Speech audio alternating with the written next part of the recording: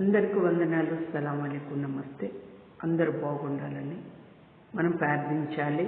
అందరి కొరకు సమాధానం పడాలి, ప్రేమతో ఉండాలి.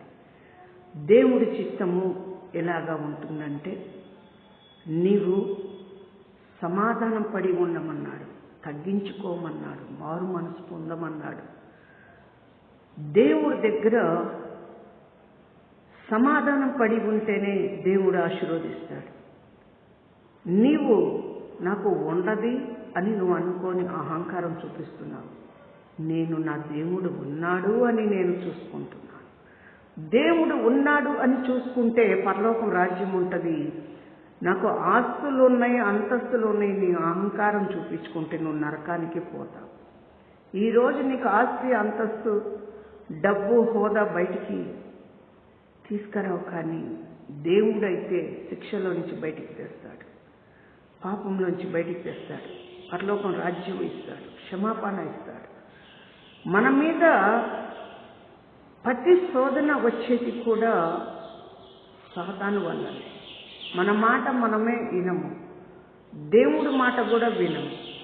అందుకే సాతాను మాట విని మనం పాపంలో పడిపోతున్నాం. అందుకే జాగ్రత్తగా ఉండాలి, మంచి మనసుతో కలిగి జీవించాలి. ఆనాడు అందరూ జీవించారు, పరలోకం రాజ్యానికి వారసులయ్యారు. మనము కూడా జీవించాలి, సమాధానం పడాలి.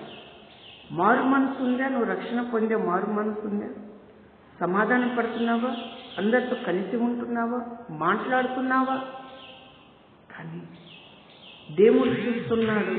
నువ్వు సేవ చేస్తున్నావా? నువ్వు సేవ చేస్తున్నావా? ఒక మంత్రి పదవి చేస్తున్నావా? ఒక హోదా ఉన్నావా? ఒక కూలి పని, చేతి పని, వ్యాపారమా, ఉద్యోగాల, చదువుకుంటున్నావా? నీ జ్ఞానం ఉందా లేదా?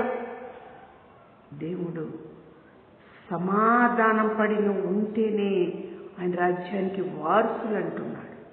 అందుకోసమే తగ్గించుకొని మనం బతకాలి ఈ భూమి. స్తోత్రం, స్తోత్రమయ్యా మహాదేవ. సృష్టికి కర్తవైన దేవుడు ఉన్నావు. భూమి, ఆకాశం, చంద్రుడు, సూర్యుడిని కూడా నువ్వు దేవుడివై ఉన్నావు. ఈ భూమి మీద సర్వము నువ్వు దేవుడివై ఉన్నావు. నీ నామానికి మహిమ తీసుకురా తండ్రి. మీకే వందనాలు, మీకే స్తోత్రాలు చెల్లిస్తాను. సహాయము దయచేయండి. యేసు నామములో అడిగి వేడుకుంటున్నాం. అందరికీ వందనాలు. సలాం అలైకుం, నమస్తే. అందరూ బాగుండాలని కోరుకుంటున్నాను. మీరు కూడా అందరూ బాగుండాలని కోరుకోండి. అందరి కొరకు ప్రార్థన చేయండి.